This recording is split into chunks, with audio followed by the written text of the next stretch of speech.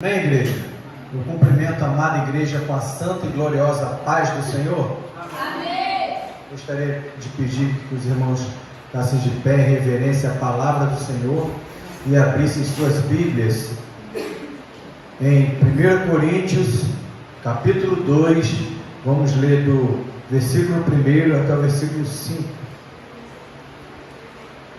1 ao 5.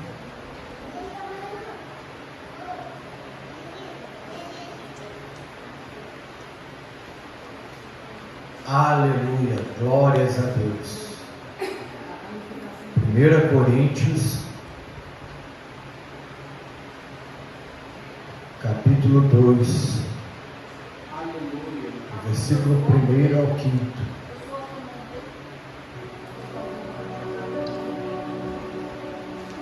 Amém?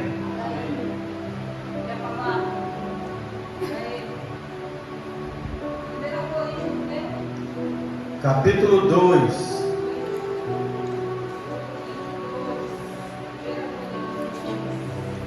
Aleluia. Amém. E eu, irmãos, quando fui ter convosco, anunciando-vos o testemunho de Deus, não fui com sublimidade de palavras ou de sabedoria, porque nada me propus saber entre vós, senão a Jesus Cristo, e este crucificado. E eu estive convosco em fraqueza e em temor e em grande tremor. A minha linguagem e a minha pregação não consistiram em palavras persuasivas de sabedoria, mas em demonstração do Espírito de poder, para que a vossa fé não se apoiasse na sabedoria dos homens, mas no poder de Deus. Amém? Os irmãos podem se sentar. Glória a Deus.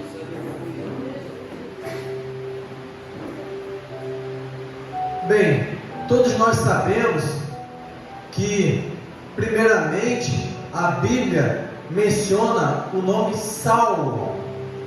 Só depois da conversão de Saulo é que a Bíblia menciona o nome de Paulo. Mas foi Deus que mudou o nome de Saulo para Paulo? Assim como fez Jacó para Israel, de Abrão para Abraão? Não. Paulo tinha duas cidadanias, uma romana e outra judia, como está escrito em Atos dos Apóstolos, capítulo 22 e capítulo 23. No capítulo 22, Atos dos Apóstolos, capítulo 22, versículo 27 e 28, vai dizer: então o comandante veio e perguntou a Paulo: diga-me uma coisa, você é romano? Paulo respondeu: sou. E o comandante disse: eu tive que gastar muito dinheiro para conseguir essa cidadania. Ao que Paulo respondeu: pois eu a tenho de nascença. Então, antes de passar para o outro versículo, temos uma comprovação que essa cidadania romana podia ser comprada, porque o comandante falou: eu tive que gastar muito dinheiro para conseguir essa cidadania. Em Atos dos Apóstolos, capítulo 23, versículo 6, vai dizer: sabendo Paulo que uma parte era de saduceus e outra de fariseus, clamou no sinédrio: varões irmãos, eu sou fariseu, filho de fariseus. É por causa da esperança da ressurreição dos mortos que estou sendo julgado. Então, esses dois versículos, fora outros que eu vou citar mais à frente, comprova que Paulo tinha a cidadania romana e a cidadania judia. Os pais de Paulo eram judeus e membros da tribo de Benjamim. O pai de Paulo era o fariseu, como foi dito aqui, filhos de fariseus. Os fariseus eram de uma seita, um grupo de judeus que seguia a lei mosaica com rigor e religiosidade. Temos provas disso quando Jesus vem e bate muito contra os fariseus, que eram sepulcros caiados, que pregavam que não viviam. Existem duas possibilidades dessa cidadania romana de Paulo. Como já citei acima, a possibilidade da compra da cidadania romana pelo pai de Paulo, pois era cidadão romano o filho cujo pai, no momento da concepção, era romano. Então, se o pai de Paulo já havia comprado essa cidadania romana, ele era romano, e Paulo, consequentemente, quando nasceu, era de um pai cidadania romana, passou a ser romano, ter cidadania romana. E também existe a outra possibilidade, que é graças ao princípio do jus soli, que concedia a cidadania romana a todos os nascidos em território romano, pois Paulo nasceu em Tarso, capital da Cilícia, uma província romana, na Ásia Menor, onde herdou a cidadania romana. Hoje se trata da província de Mersin, na Turquia, que graças a Deus eu tive a honra, a possibilidade, a oportunidade de conhecer Mersin lá na Turquia, e eu fui na casa que Paulo morou e bebi água no poço da casa de Paulo. Graças a Deus eu tive essa oportunidade em 2011. Como era conhecido antes, Saulo, de se converter ao cristianismo, onde ele era um fariseu que perseguia e seguia, para matar os cristãos, os seguidores de Jesus Cristo. Esse nome Saulo vem de uma derivação do nome Shaul, Saul, que foi o primeiro rei dos hebreus, que era da tribo de Benjamim. Então, para as pessoas que são dessa tribo de Benjamim, era uma honra colocar o nome do filho, de Saul ou Saulo, que é essa derivação, fazendo homenagem ao primeiro rei dos hebreus, que era da tribo de Benjamim. A primeira citação do nome Paulo na Bíblia está em Atos dos Apóstolos, capítulo 13, versículo 9, onde diz: mas Saulo, também chamado Paulo, cheio do Espírito Santo, olhando firmemente para Elimas, disse, o versículo termina aqui: sabemos que quem escreveu Atos dos Apóstolos foi o médico Lucas, quando Paulo estava preso em Roma, e o médico Lucas ia lá ao mesmo tempo para cuidar de Paulo, e pegava ali e anotava os relatos de Paulo na cadeia. E como que Lucas passou a chamar Saulo de Paulo?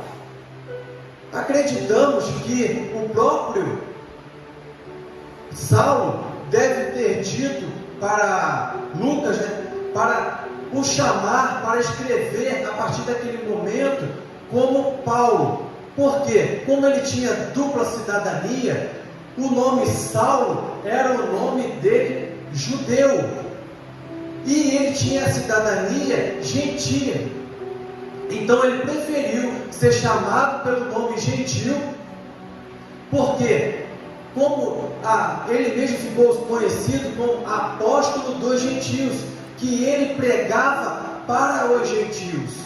Então ele fez questão de adotar o nome de Paulo, que era o nome gentil dele, até mesmo para ser melhor recebido entre os gentios. Quanto aos versículos lidos inicialmente, Paulo não estava ali, né? Vou repetir aqui rapidamente. Quando ele diz em 1 Coríntios, capítulo 2, versículo 4, a minha linguagem e a minha pregação não consistiram em palavras persuasivas de sabedoria, mas em demonstração do Espírito de poder.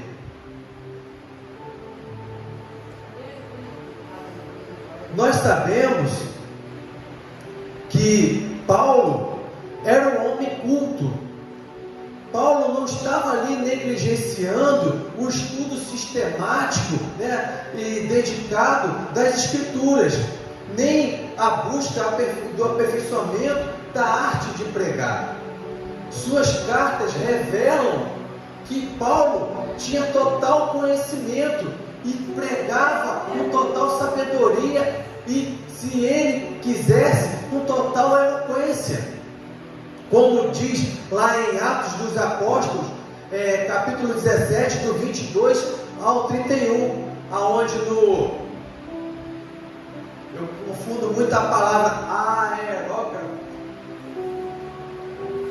Deixa eu abrir aqui. Ele estava em Atenas, aerógrafo. Enfim, eu esqueci o nome, confundo muito esse nome.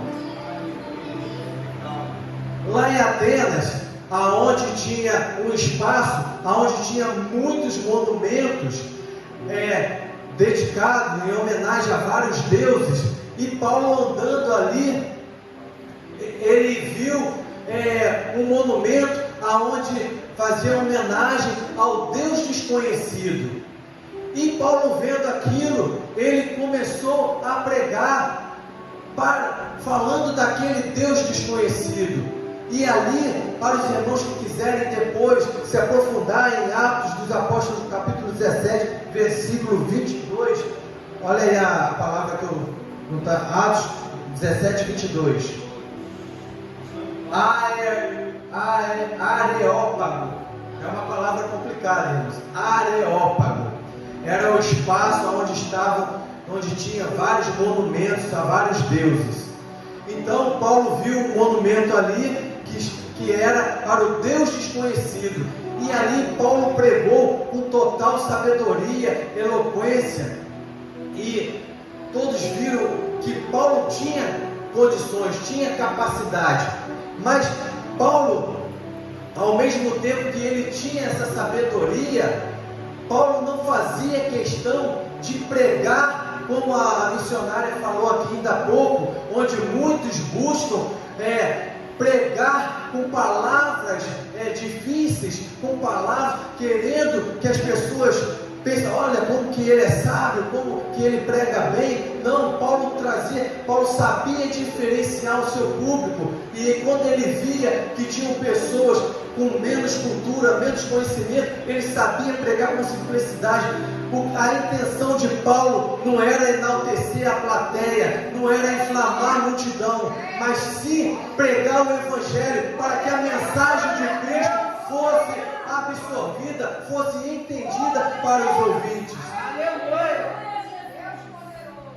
Paulo era instruído, tinha total conhecimento da lei. Em Atos dos Apóstolos, capítulo 22, versículo 3, diz: eu sou judeu, nasci em Tarso da Cilícia, mas fui criado nesta cidade, e aqui fui instruído aos pés de Gamaliel, segundo o rigor da lei de nossos antepassados, sendo zeloso para com Deus, assim como todos vocês o são no dia de hoje. Paulo diz aqui que foi instruído aos pés de Gamaliel. Por que isso? Porque antigamente, irmãos, a pregação era um ensinamento. O mestre ficava sentado, e ali os jovenzinhos que eram separados para aprender a palavra, aprender a lei, eles ficavam sentados, rodeando ali o mestre, aos pés do mestre, aprendendo a palavra ali pela oratória do mestre. Então o mestre ali ia ensinando, e Paulo foi criado aos pés de Gamaliel. E quem foi Gamaliel? aqui fala em Atos dos Apóstolos, capítulo 5, versículo 34, mas levantando-se no sinédrio, certo fariseu chamado Gamaliel, doutor da lei, acatado por todo o povo, mandou que por um pouco saíssem aqueles homens. Então Gamaliel não era um doutor da lei qualquer, era um dos mais importantes doutores da lei daquela época. E Saulo foi criado e instruído por Gamaliel. Então ele era um homem de sabedoria, de total conhecimento. Aleluia! Em 2 Pedro, capítulo 3, versículo 18, inclusive eu já falei desse versículo aqui em outras ocasiões, mas quero me aprofundar mais um pouco. Aqui vai dizer: antes crescei na graça e no conhecimento do nosso Senhor e Salvador Jesus Cristo. A Ele seja dada a glória, assim agora, como até o dia da eternidade. Sabemos que para adquirirmos conhecimento, só há uma maneira: ou ouvindo ou lendo. Ou a gente vai estar ali ouvindo a pregação, ouvindo, a fé vem pelo ouvir, ouvindo a palavra de Deus, mas digo em termos de conhecimento, ou a gente vai estudar a palavra ou vai ouvir. Então só há essa maneira de ter conhecimento. E como que vai crescer na graça? Primeiramente, o que é graça? Graça é o favor imerecido de Deus. Nós não merecemos nada, mas a graça do Senhor nos alcançou pelo amor de Deus para conosco. Deus amou o mundo de tal maneira que entregou o seu Filho unigênito, para todo aquele que nele crê não pereça, mas tenha a vida eterna. Então, o que é graça? Favor imerecido por quem? Pela nossa fé em Cristo, através da nossa fé em Cristo e pela nossa intimidade com Cristo, que vamos fazer jus a essa graça. A missionária Edilene, na oportunidade dela aqui, falou que muitos chegarão lá e citou em Mateus 7, 23, até falei para o pastor Antônio, a confirmação. Em Mateus capítulo 7, versículo 23, vai dizer: então lhes direi claramente, eu nunca os conheci vocês, afaste-se de mim, vós que praticais o mal. Então como que iremos ter essa intimidade? Como que faremos jus a essa graça? Somente com a intimidade com o Senhor. E como teremos um relacionamento com o Senhor, uma intimidade com o Senhor, sem conversarmos com o Senhor? Não existe um relacionamento sem diálogo. Não existe um relacionamento sem conversa. E qual é a conversa? Qual é o diálogo do crente, do cristão para com Deus? A oração. Não existe uma vida de relacionamento com o Senhor sem oração. Não há. Não há. O crente que não ora irá, infelizmente, ouvir isso aqui. Então lhes direi claramente: eu nunca conheci você. O crente, o cristão, a pessoa que se diz cristão e sair deste plano sem oração, sem intimidade com Deus, certamente ouvirá isso. Porque, como foi dito aqui, muitos acham que ser um homem de Deus, ser uma mulher de Deus, é a pessoa que entrega a revelação, que faz milagres, pois está escrito: Senhor, em teu nome eu expulsei demônios, em teu nome eu profetizei, em seu nome fiz milagres e maravilhas. Irmãos, milagres e maravilhas é a coisa mais sobrenatural, é trazer à existência aquilo que não tem. A pessoa que não tem o órgão passar a ter, o manco da perna menor, a perna esticar. Isso é milagres e maravilhas, coisas sobrenaturais. Aleluia. E mesmo esses que podem fazer isso, que o Senhor deu o dom, como também ela disse aqui, salvará muitos e perderá a sua salvação. Porque não estão com intimidade com o Senhor. Deus deu o dom, não tirou o dom e está sendo usado. Nós estamos vendo aqui, quase que diariamente, nas festividades, muitos estão vindo aqui pregando com total eloquência e rodando e fazendo corridinha e batendo na perna e gritando e fazendo mil coisas, falando mil coisas.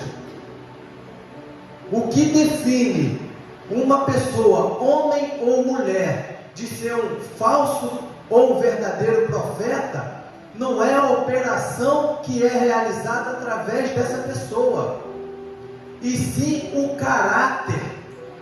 Quando a palavra diz: conhecereis um profeta pelos frutos, o fruto do Espírito fala de operação de maravilhas, operação de profecias, fala de fazer milagres. Não, os frutos do Espírito é o caráter da pessoa.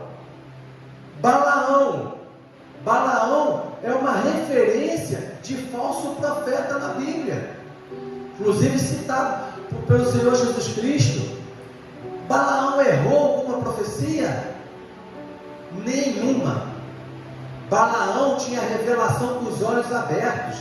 Balaão falava com o Senhor. E por que é considerado, referência de falso profeta? Porque Balaão, se vendia. Balaão só queria ir por dinheiro, coisa que estamos vendo quase que diariamente aqui.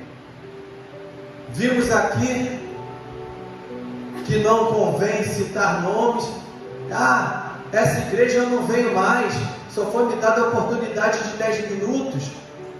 Pessoas que buscam a fama, querem aplausos, pregam palavras de autoajuda, não pregam o evangelho para transformar o ouvinte, não prega a palavra da verdade para ir na alma e transformar a pessoa, porque quem transforma, quem liberta, quem salva, quem cura é a palavra, não é o show gospel, não é o pula-pula, não é o roda-roda, não é aqui a corridinha no altar que vai salvar e vai libertar ninguém, mas a palavra pregada na essência.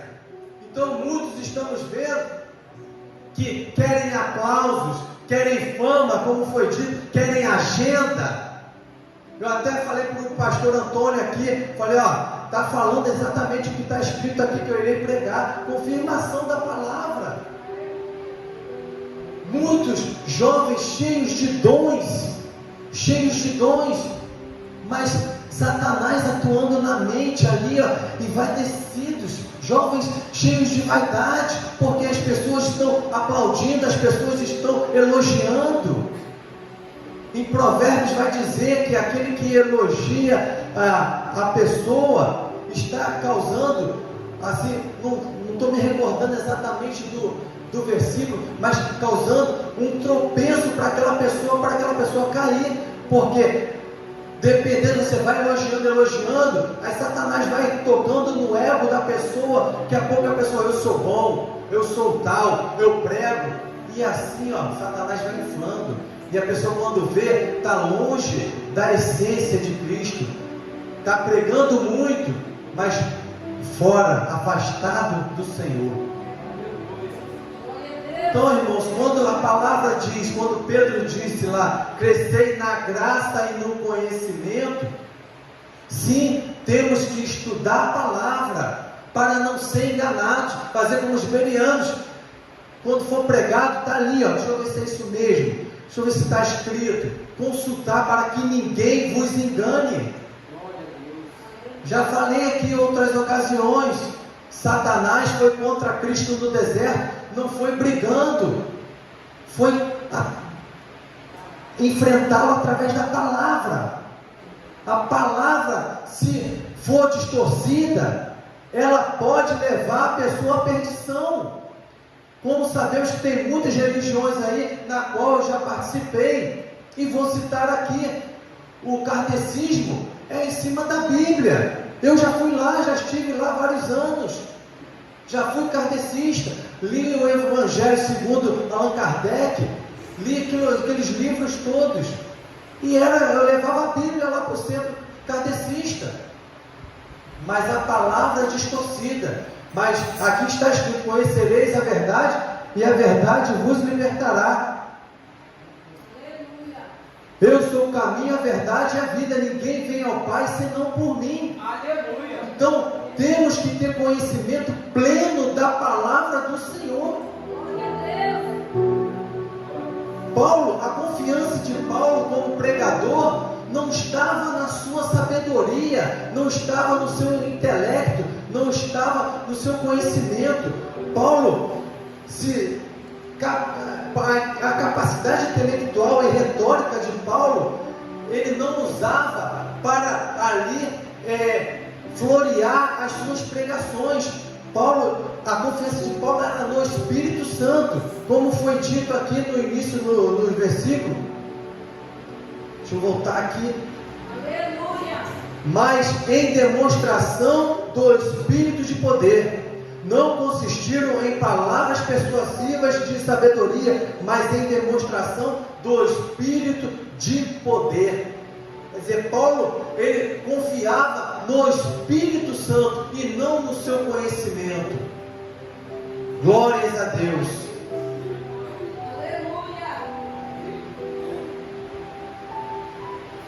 Paulo se esforçava para pregar o Evangelho.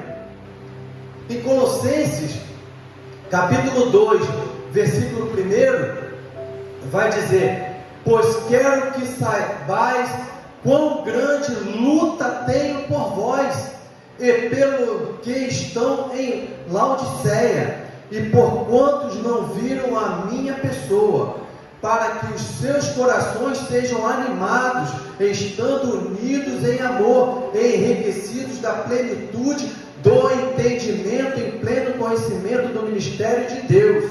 Olha a preocupação de Paulo: enriquecidos da plenitude do entendimento, para o pleno conhecimento do ministério de Deus, Cristo, no qual estão escondidos todos os tesouros da sabedoria e da ciência. Digo isto para que ninguém vos engane com palavras persuasivas. Olha a preocupação que Paulo tinha em querer ensinar o Evangelho com pureza, para que todos soubessem a palavra e não fazia o show gospel ali para receber aplausos, para ter agenda. Hoje em dia o que estamos mais vendo nos altares é isso: pregadores buscando a agenda, querendo que o seu nome esteja lá bombando nas redes sociais, vários seguidores. Irmãos, onde eu quero chegar com isso tudo? Cada um de nós que realmente seja para ser um homem e uma mulher de Deus, assuma o seu chamado, que cada um pregue realmente da sua maneira. Estamos vendo aí verdadeiros imitadores. Eu fui de uma igreja, minha primeira igreja, onde tinha um irmão. Eu sei que se ele ver o vídeo, ele vai lembrar, mas eu conversava bastante com ele. Falei: cara, tu prega muito, tu já tem o dom da pregação, não precisa ficar imitando trejeitos de ninguém. E ele ficava com um caderninho e falava: essa eu vou anotar porque o pessoal vibrou, o pessoal foi ao delírio, essa eu vou anotar, porque estava buscando a glória para ele, esquecendo que a glória é do Senhor. Aleluia. Temos que diminuir para que o Senhor cresça. Aleluia. Se pudesse estar pregando aqui, somente a voz está aparecendo. Irmãos, o que salva é a palavra, não é o show gospel. Eu torno a repetir isso. Então estamos vendo pregadores, pessoas imitando. Podem reparar, aqueles que estão mais atentos. Começa a pregação baixinha, daqui a pouco vai aumentando, para a galera ir ao delírio. É tudo igualzinho. Aí dá a corridinha, e pula, e gira, aí fala em línguas no momento certinho. Irmãos, misericórdia. Algumas vezes eu sinto a presença do Espírito Santo quando estou pregando e vem vontade de falar em línguas. Muitas vezes eu até evito de falar em línguas quando eu estou pregando, mas a partir de hoje, quando o Espírito Santo também me tomar em línguas, quando eu estiver pregando, eu irei pregar, porque veio uma pregação de um pastor que eu considero muito. Ele deu um exemplo, que ele também era assim, ele não gostava de falar em línguas quando pregava, e o Espírito Santo falou para ele para falar, e ele falou, e através daquele vídeo que ele falou em línguas, pessoas de outro país foram alcançadas, e Deus fez com que a pessoa viesse até ele para ele liberar uma unção. E eu também tive uma experiência dentro de casa, onde Deus usou a minha esposa, um pregador que estava pregando, e ele começou a pá, e eu no meu coração nem falei, eu só pensei, falei, que língua é essa? E ele pá, falei, língua dos anjos? Minha esposa, sem saber o que eu estava pensando, minha esposa interpretou. Aí ele falou isso, e foi um tapa que eu tomei ali,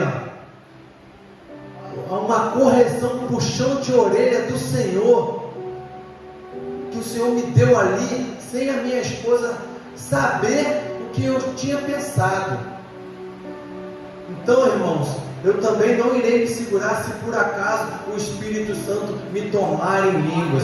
Mas estamos vendo que os trejeitos, as imitações, falam em línguas para querer dizer que está cheio do Espírito, que está pregando com unção, e gritam, começam a gritar para enaltecer a pregação, para levantar o furor na plateia.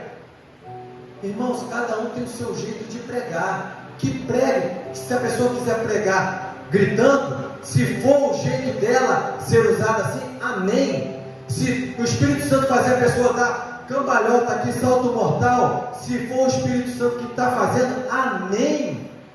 Se a pessoa quiser pregar de tal maneira, sendo usada pelo Espírito Santo, amém. Cada um tem o seu jeito de pregar, mas não é o que estamos vendo no altar. São verdadeiros imitadores de humanos, imitadores de seres humanos, e a palavra do Senhor diz que temos que ser imitadores de Cristo. Imitadores de Cristo. Em Efésios capítulo 5, versículo 1 vai dizer: sede, pois, imitadores de Deus, como filhos amados. Amém, meus irmãos? Tinha outras coisas aqui ainda, muita coisa, mas a hora já está avançada. Então, eu deixo essa mensagem para a reflexão dos irmãos. Que possamos assumir verdadeiramente o nosso chamado, ser transparente perante o Senhor, que possamos, que cada um recebeu o seu dom. Uns foram chamados para apóstolos, outros para pastores, e assim por diante, que cada um, outros para levitas, outros recebeu o dom da cura, outros da pregação, que cada um assuma o seu chamado com transparência e sinceridade perante o Senhor. Adore o Senhor em espírito e em verdade. Seja sincero perante o Senhor. Não busque aplausos. Pare de pregar a palavra de autoajuda para inflar egos, onde pessoas saem daqui infladas como se fosse um balão de aniversário, que chega ali fora, o demônio lança um dardo inflamado e estoura, acabou aquele inflado, sai daqui sem ser transformadas. Mas quando o pregador prega a palavra legítima, vai na alma, vai na consciência da pessoa, e a pessoa vai dormir pensando naquilo, porque a palavra foi pregada com autoridade, a palavra com verdade. E não adianta correr, que vai tocar no fundo da alma e vai causar transformação, porque o poder da palavra não é do pregador. Então, irmãos, que possamos ser verdadeiros perante o Senhor, para que naquele dia o Senhor não fale: aparta-te de mim, porque não te conheço. Amém? Eu agradeço a rica oportunidade. Amém? Glórias a Deus.